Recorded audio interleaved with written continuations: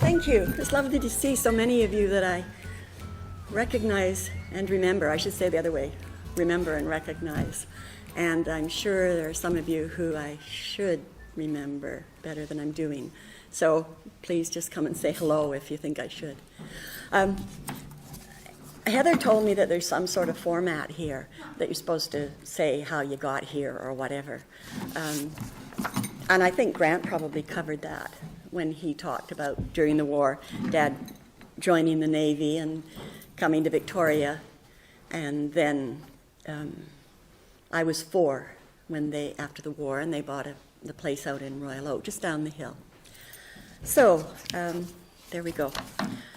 So some of you may remember Peter Zosky's show, The Years of This Country in the Morning on CBC, and then Judy LaMarche, who did the Judy show for, I don't know, 1 or 2 years or whatever. So the genesis of this piece that I'm going to present to you was read on March the 3rd of 1976 on the Judy show on CBC Morning Radio from Toronto, following a request to the listeners for across the country to call in with the tales of their childhood. So when Judy said that on the radio, I just sat down and started writing. And so as I say, it was read. They asked me to read it. So I've expanded it for this presentation. So it's quite longer, but I listened to Grant's video, and I was mightily entertained by it, and I learned quite a bit about it that I hadn't heard before, but my sisters said they hadn't either, heard some of these things. But I'm not going to talk nearly as long as he did. So anyhow, I remember the old Royal Oak School, 2 brown wooden buildings with the washrooms in the basement of the larger one, the carpenter's shop near the school gates, behind which a favored grade 5 boys would hang out with the grade 6s. What went on there is still a mystery to me. Morning glory hung on the back fence, and sweet clover encroached on the rough plain fields. Each day we were called to classes by the ringing of the handbell by the principal, Mrs. Welsh, and sometimes by a chosen student. The large building has long since disappeared. We lived in the large 2-story house at the corner of West Saanich and Markham Roads, now over 100 years old. And I walked the mile to and from school each day, usually with Bish and Singh and one of the Chew girls. We spent grade 1 and 2 in the small 1-room building, now Crumsby's. Grade 3 and 4 were in the larger building, which I thought was a big place, but Heather tells me it was only 2 classrooms, an office and a basement. The perspective of childhood. An interesting note is that the washrooms were in the large building, and during grades 1 and 2, we had to run across the schoolyard. No supervision, no one seen us, to see where we'd gone, anyone else around. No one ever disappeared, but that situation would never be acceptable today. I know the strap was kept hanging on the back of the door in a closet in the office because I was asked to get it one day. An implied threat never carried out, thankfully. It would have scarred me for life. I remember being chastised in grade 1 because I selected a book from a bookcase along the wall. There were sets of small books, so shiny and new, very appealing, but I was reading it, not permitted. We were not at that level book yet. The bright new school with its electric bills was completed when I was in grade 5. There were still 2 grades in each room. Mr. Wilway was our new principal. He had been in the war, and he had a wooden hand. He also claimed to have engraved his name with a penknife in the back of the royal throne. We were all impressed. While the school was under construction, some of us explored the inside. Where's Bonnie? Playing hide and seek. Where are we? Yes. And the favorite place was the cupboards in the rear of the rooms, which we thought was quite novel. Outside on the eastern edge of the property, the remnants of the old VNS railway could be seen. The annual school picnic hike to Beaver Lake was along Pipeline Road, where some of us would pluck and eat salmon berries as we walked, against dire warnings from others that they thought they were poisonous. Later in the summer, we added huckleberries to our snack. The rusty, caved-in water supply pipes could be walked along in places.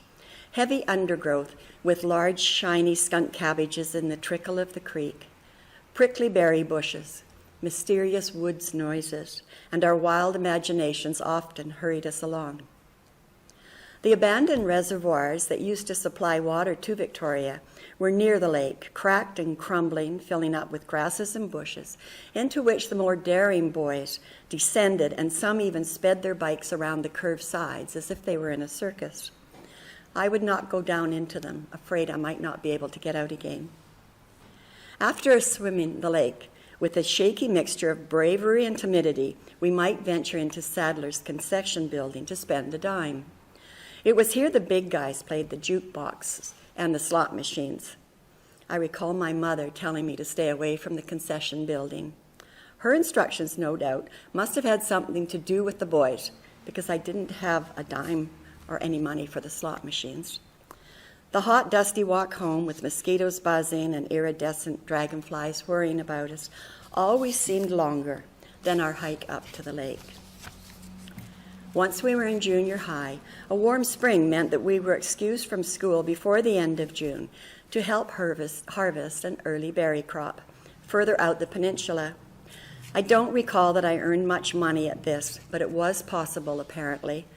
I remember Jerry Miller bought herself a nice new bike with her earnings. Our sports teams played basketball, volleyball, badminton, and softball against the Mount Newton and North Saanich high schools. This was exciting, and it was an adventure to ride the school buses to and from the games.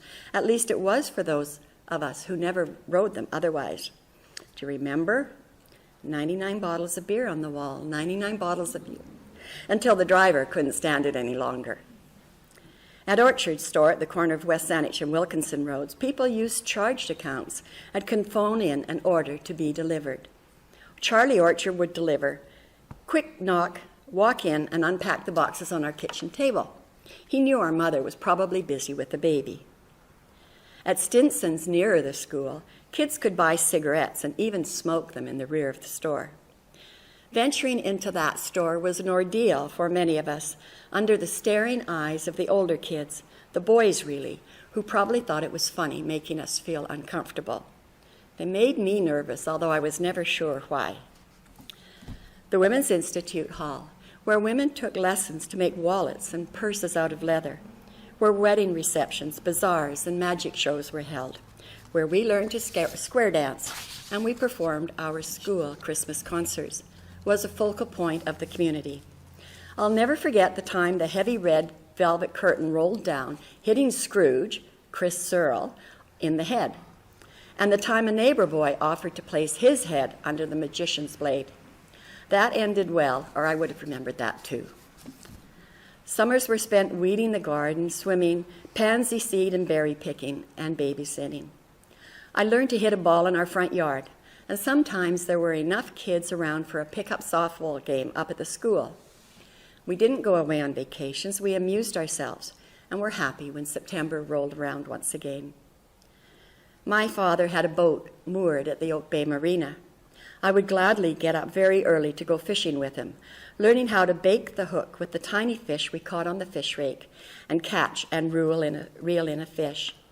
I remember my first big one, insisting I could get it in on my own. Dad and his friend Ray really wanted to take over the rod, but I did it. After returning home the first time I ever caught a fish, I started up the back stairs to the house. Dad called out, "Where do you think you're going? Get down here and clean your fish. You caught it, you clean it." So, lesson learned. Winters were sometimes cold enough to skate at Quick's Pond, with bonfires at night and large groups of people who had driven out from Victoria to skate. Our Uncle Blair lived with us for a year while he was attending Victoria College. One particularly cold and snowy winter, he and a friend built an igloo in our front yard. They had a small fire inside to melt the ice and have it refreeze, making the igloo very solid. It was large enough for them to get into, too. Royal Oak was Sunday school and friends and neighbors, harvest dinner, a trip into the woods across the road past the Scout Hall to cut our own Christmas tree, trips into Victoria for shopping, the May 24th parade, and swimming lessons at the Crystal Gardens on Monday nights. Saturday mornings, we paid 25 cents each for art lessons at Mrs. Hobbs, where we drew and painted and used clay, throwing pots on a wheel, driven by an old pedal sewing machine in the yard. Royal Oak Shopping Centre. What a concept. A number of stores all together. While in high school, I worked in Crosby's drugstore. The Orchards took over the supermarket. My brother Neil worked there, packing groceries and taking them out to the cars. No doubt he did other work there as well. He once brought home a couple of overripe avocados. I had never heard of them before. One day, I overheard him telling Mom that he had finally asked for a raise, and he was told he didn't need one as he didn't have a family to support. Things were different in those days. Halloween, apples, bonfires, and later at night, the church bells ringing. And Dad would say, I bet that was so-and-so again this year. So that was something we always listened for. When are the church bells going to ring tonight? Memories return. The urgent whispers called to the frosty windows to watch a family of deer helping themselves in our garden in the faint light of an early morning.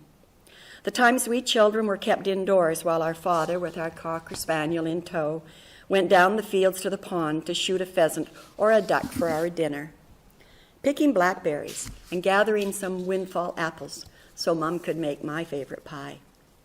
The thrill of learning to milk the cows, riding our old white horse Pussy, the excitement when a raccoon found his way onto our side porch one night to where we slept outside in the summertime, the lovely swans in flight on their way from the swamp, known as Quick's Pond then, to Beaver Lake, the fragrance of my mother's lilacs, the lowing of the cows, and the clucking of the chickens when an egg was laid. Royal Oak was a place where we entertained ourselves, where we were freer than the children in the city in the sense that we could ride our bikes along long country roads and go for hikes over large tracts of field and forest, climb trees, write a book in the hayloft, find Easter lilies and lady slippers, shooting stars and tiger lilies, and once even a trillium in the woods across the street, and sell them at a stand on the road, catch sunfish and crayfish, and watch the salmon spawn in Colquitt's Creek, where it passes under West Saanich Road. My older brother, Grant, had a morning paper route for a time. Occasionally, I took it over for a month to earn some money for myself. The papers were picked up at the front door of the municipal hall. Many will recall the police station on the lower level. What I most remember, and I still have the vision in my head, was riding my bike down Wilkinson Road early one morning with the clear rays of the sun shining through the trees. Mystical and magical. The rest of the world touched us very little compared to what our children and grandchildren are aware of through television today. Many days after an event, we would get news of a terrible flood on the Yangtze River or a devastating earthquake in some faraway place, although we didn't realize it at the time. For a child growing up, it was filled with innocence and wonder and beauty. Thank you.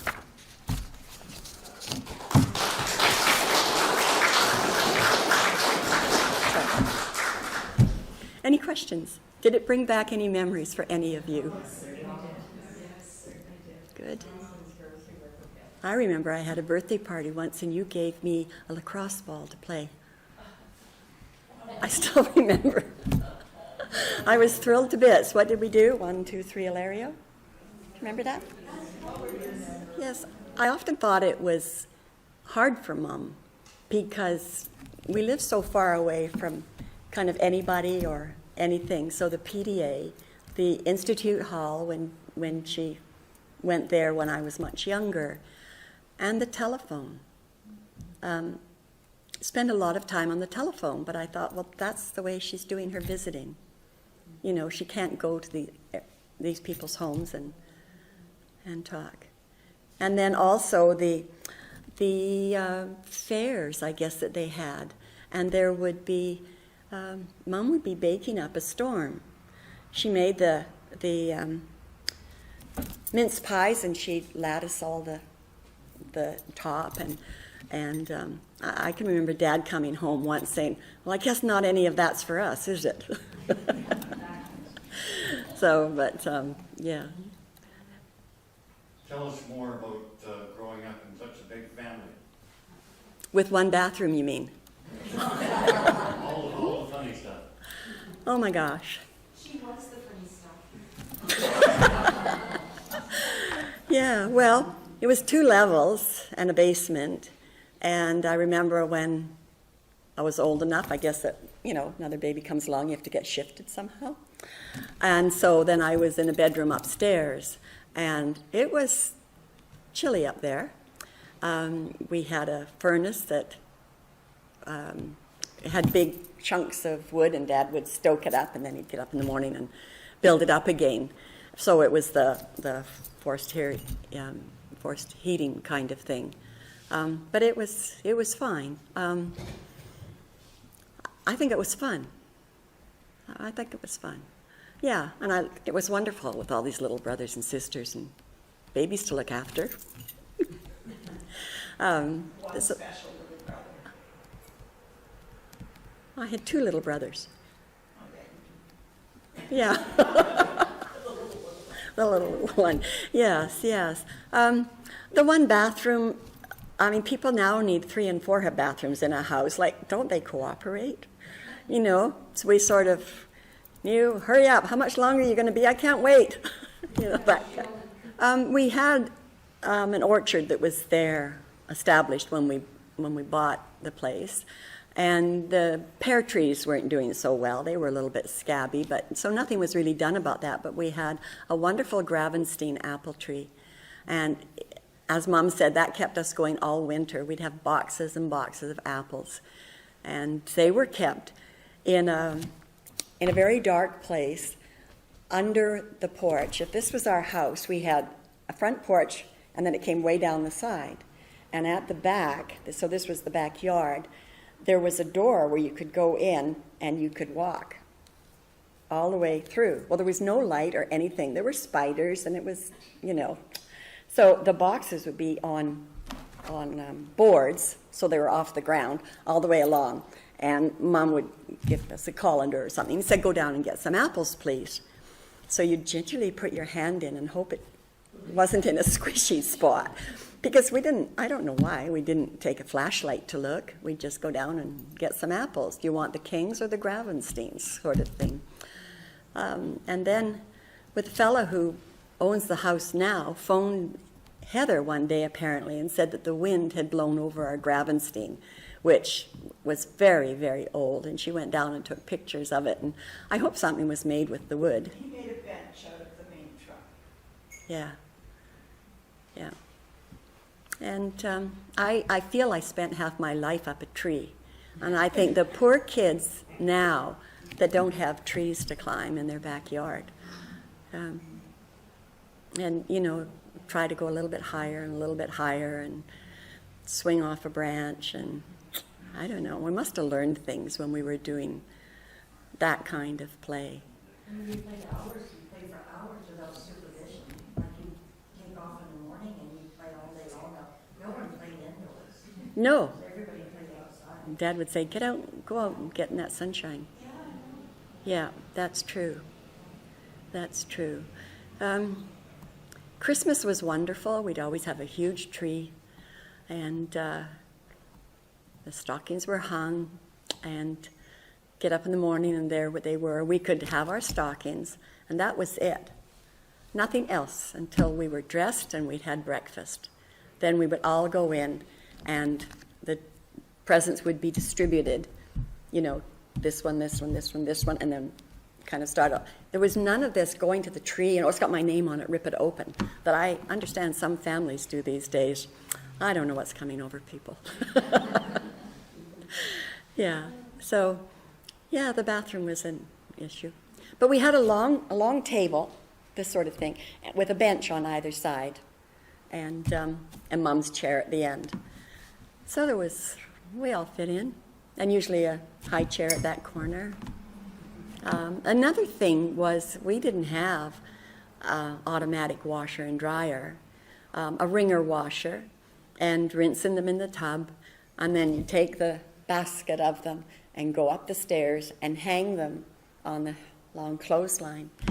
And honestly, bringing them in sometimes, we bring them in diapers and they'd all be like this, stiff as a board, and your fingers were cold. And so it wasn't easy, when I look back and think how hard people worked too, compared to what we do today. But I suppose it's different because we're still all busy, and yet we're just doing different things. We're not doing the laborious things of looking after our house, beating carpets, that sort of thing. I don't know, what do you think about it? But the sunlight dappled through the, yes, it was lovely. And the noises. It was the concession, but Sadler's owned it. And then one night there was a fire. It was tragic. When you say doorstop, I immediately thought of the irons that were put on stoves to heat when you said that. Now they're sold as antiques and you can pay a penny for them. Yeah. I have a little story because you asked about memories of Grant Sheldrake, and I'm not going to be here. But I remember when I was quite young. I don't know if I was 6. Anyhow, I was up there and they were looking after me, and I don't remember which of my brothers or sisters might also have been there. And what was Grant's older brother's name? Lynn, yes. Well, they also had an electric fence, I guess, with cows on the other side. And he was a big guy, and he said, "Touch the fence." I said, "No, I'm not going to touch it." "Why? It's okay. You can touch it." And he went like that. And I thought, "Oh, okay." So that was a shock. And then at lunchtime, I suppose it was, I went in and we were to have lunch. I said, "What'll I do with my gum?"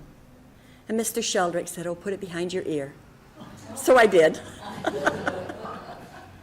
I did. So anyhow, they had to cut my hair off to get the gum out. That's what I remember. Yeah. And so that's about it. It was funny, This wasn't nearly as long, of course, to read on the radio when other people were doing it. And so one night I sat down and I thought, because all these other ideas were coming to my head. And then on the ferry, I'm starting to pencil things in. And then this morning I thought, I'm going to change this. So it's a fun exercise to do, to remember back then, as long as you can still remember yesterday and last week and the month before. It gets like that. Can you tell us something to embarrass Heather? Well, that can go two ways. So. I can cut her out of the video. Oh, well, now that you put it that way. Yeah, no, I don't know anything embarrassing to say about Heather. It's interesting what we remember from when we were really small, too. And we all remember things a little bit differently because of the different perspective. The three of us have completely different stories of the same event. Well, my kids do the same thing. They'll say something, and I'll say, "I don't remember that. Mom, how could you forget that?" And then I would say something, they say, "That didn't happen." So it's just what we pick up on. We had a sawdust burner. And the sawdust was blown in through a window in the basement to the far end. And so before going to school, we would go down and fill up the sawdust bucket and put it on the landing at the top of the basement stairs for Mom. And that's what kept our stove going, was the sawdust. And the stove would keep the water. That's right. The water heater was in the corner. I don't know. Mom always cooked wonderful meals.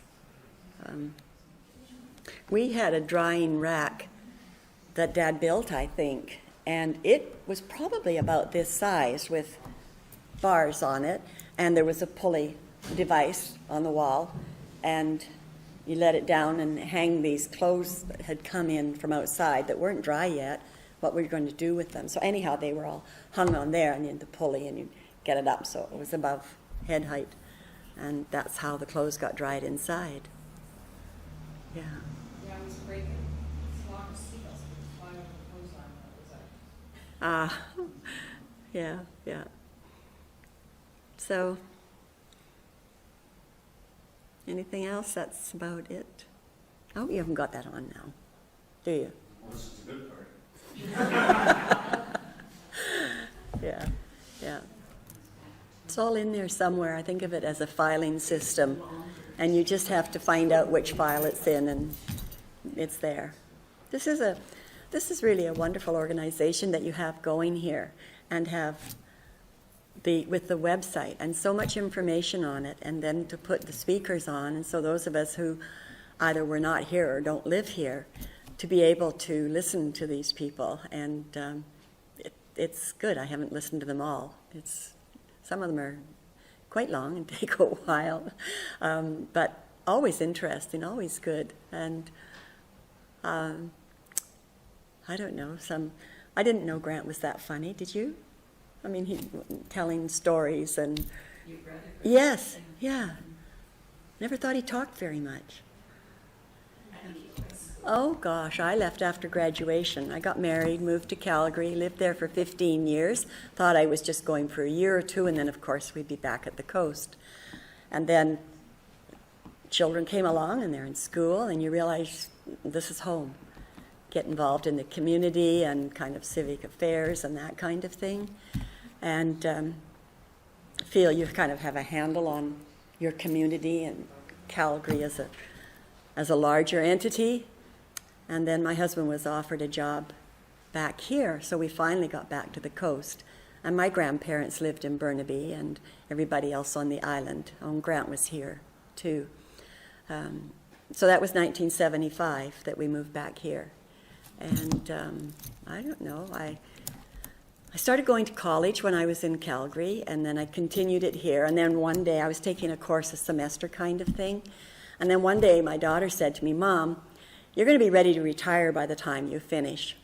And that's all it took. So I went to UBC full-time and got a degree, and then did a year of graduate work, and got kind of burned out. Learned how to type so I could get a job. I never thought I'd have to type. Somebody would do it for me. And then what did I do? I worked for a computer company for a few years till it went into bankruptcy. I could see it coming. I thought the salespeople were always lazy, just standing around talking to one another. And the boss didn't do anything about it. I don't think he saw it happening. And so then I joined Mutual Life of Canada. I sold life insurance and investment. I got my investment funds license and did that for about 4 years or so. And then I got involved in, I was asked to join Rotary by a fellow who was one of my clients, but I also knew him from a board I was on. And he asked me for lunch one day and then said, what do you do when you're not working? You belong to any service clubs? And I said, no. Why? He says, well, I'd like to invite you to join Rotary. And I said, isn't that a men's club? He says, well, yes, it is. And I thought it was time it changed. He said, and so I'm asking you. And then one of the fellows who worked for the city was asking another woman, and he said, if you'll both come one morning, the same morning, and so that you're introduced and see what you think. So Lucy and I both went the same morning, and most of the fellows came up, shook our hands, said, really glad to meet you, I'm so glad you've come. But there were these guys over in the corner. They never approached us at all, so we knew there was a little bit of hesitation. So in joining Rotary, one day, one of the fellows said he met some fellows from La Conner, and they talked about going down for a casual hello visit across the border kind of thing. So a bunch of us went down one evening, and it was funny. They had a 50-50, and Lucy and I both won the draws, and it wasn't fixed. It was just funny. They thought that's enough having women in the club. And a fellow talked about a film project between the Russians and the Americans. And it was started by a friend of his who lived in Sedro-Woolley, and he was a filmmaker kind of guy. And he went over with a delegation of women to film what they were doing. And they were in Stockholm? And then they were going to fly on to Moscow. And Chernobyl blew up. And some of them were going, and some of them wouldn't. Anyhow, he went. And while he was there, he talked to the people at the #1 films place in Moscow, forgotten what it's called. And he proposed that they have a film crew and come to the Skagit Valley and do a film. They would do it together, and then they would go to Soviet Armenia, which was Stan's grandmother. She was from Armenia. And they would do a film there. They would edit them together, produce them together, and show them together, so you see a film half and half. And I thought, that's fabulous. That's the way to see others, to see ourselves as others see us. And I was just really, this zinged something in me.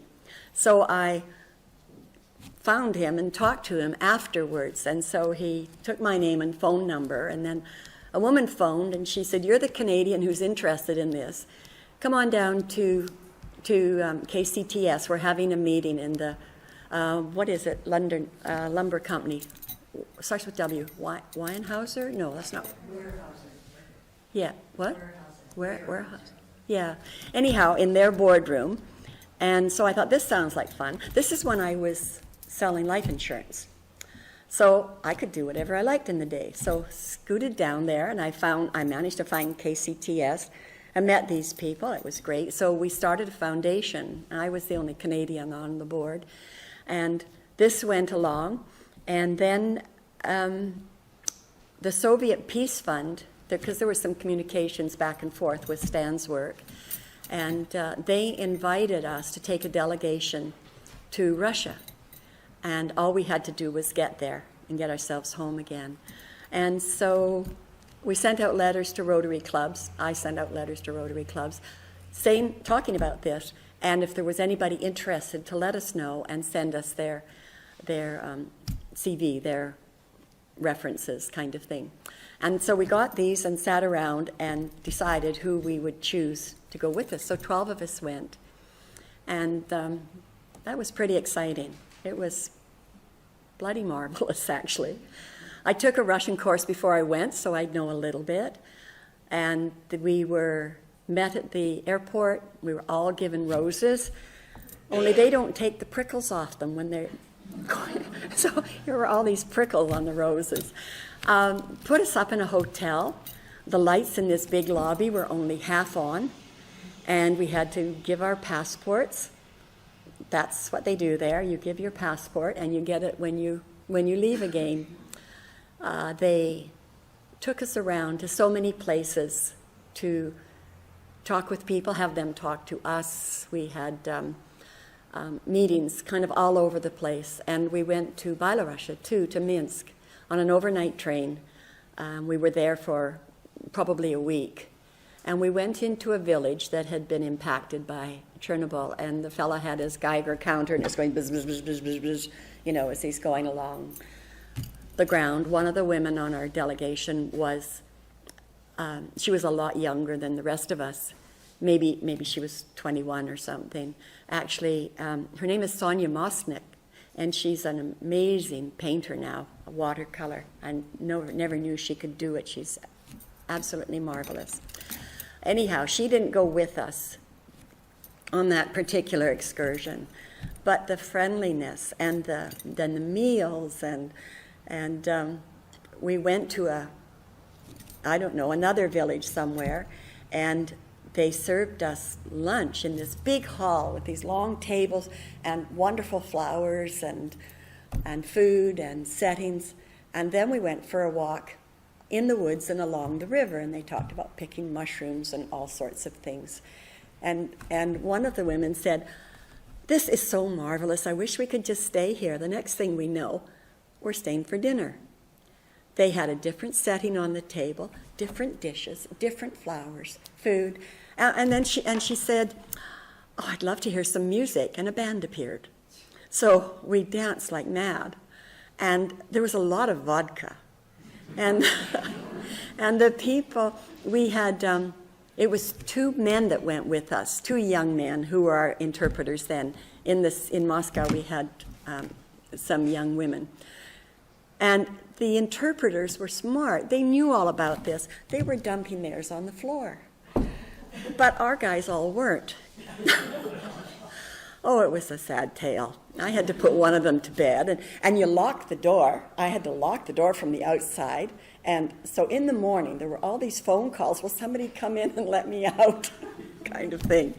And then we were back to Moscow. But we also went to a place called Volozhna. And it was a lot of churches and a spiritual kind of place with the Russian Orthodox Church. And that's where the head top fellow was, and we had the little strong coffees with him. But their priests got married. It was sort of like Roman Catholic, but it was Russian Orthodox. And so they were married and had families. And so the next year, we invited them to bring a delegation here. And so I organized places for them to go here, such as our local hospital and the maternity ward and WCB, and up to Whistler. And the mayor of Whistler was a Rotarian, and so we went to his place for a reception afterwards. We went to some greenhouses out in the valley, and we went to a dairy farm.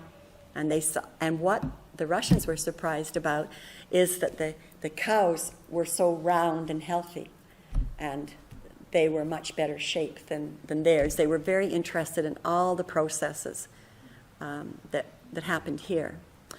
The interpreter I had in Moscow wrote to me, and so did some of the women that had come to the delegation that they brought here. And we kept in touch with one another. And the woman who lived in a place called Khabarovsk on the Amur River in eastern Siberia would write to me and said, "I'm waiting for you. I am waiting for you." So I took another Russian course, and I went back with a fellow who was taking big loads of clothing and goods, and we took some medical things too. And so that was my big adventure. I went around the world in 17 days, and I took 3 Aeroflot flights, and it was my big adventure. So that was pretty marvelous. I liked it. And then, because I was spending so much time on this, how do you think my business was going along? So I saw an ad for ICBC, and so I was with them for 17 years. And the last maybe 6 years or 7 years, I was doing fraud investigation, and I just loved it. Didn't know every day what I would be faced with, and that was very, very stimulating. It was very good, and met some pretty awful people, but some pretty nice people too. And then I retired. Here I am. Now I do a newsletter for the Delta. I've joined the Delta Naturalists Society. And they're not the ones that take the clothes off. They're the ones that bird watch and think about the ecology and that kind of thing. And I do a newsletter for them. You can look it up, the Delta Naturalist Society. It's a blog. It says blog, but it's easy to find. So I do a monthly newsletter for them, and I was told, about 6 pages just to say what we're doing, what outings and stuff. And the president said, "You can do whatever you like." So I do 20 to 24 pages, and they're all thrilled to bits. Put in pictures and articles, and I hope that there's something for everybody in it. So that keeps me off the streets too. So it's time to go, is it? I know. I think. Yeah, it's getting on. So that's sorry. How many children were in your family? There were 8. There were 5 girls. It was very nicely balanced. 5 girls and 3 boys. And my brother Neil died a few years ago. So there are 7 of us left. And Grant's the oldest, I'm the second oldest. Then there was Neil, then Heather, Virginia, Steve, Lorna, and the baby Louise. So, and there was 20 years difference between the oldest and the youngest. So, yeah. Always somebody to look after, feed a child, change them, do the dishes, whatever. Yeah. So I really like to travel. This, what was it, 2013, I think? I spent just over 5 weeks in Italy with a friend. And that was amazing. It just made me want to go back. 5 days on Sicily, and it wasn't nearly enough. The architecture and the ruins, and we had a car and just driving. That was marvelous. And where else did I go? Spent just over 3 weeks in France and another time in Eastern Europe. My friend asked me, he said, I'm going to the Olympics in Athens. Do you want to come? So gave it a day. And I said, no, it's going to be the hottest ever, the most crowded ever, and the most expensive ever. But I've got plan B. I said, you go there. And because he said he'd get a car and, we'd drive around some of the islands. I said, you go there and then meet me in Prague. He says, yeah, I can do that. So I flew into Prague after, when he said. And so we were in Prague, and then we went to some of the spa towns, Karlovy Vary and Český Krumlov and others, and then down into Austria, and then along the river and to Vienna. Dropped the car there, and then went by hydrofoil to Budapest. And that was great too, but not long enough. Not long enough in Budapest. I hardly got to see that. But it's always good to come home again. It's always good. And it makes, actually I think what travel does is make you more appreciative of where we live and how we live and the benefits, the advantages that we have here. We're really fortunate. So, thank you. You're welcome.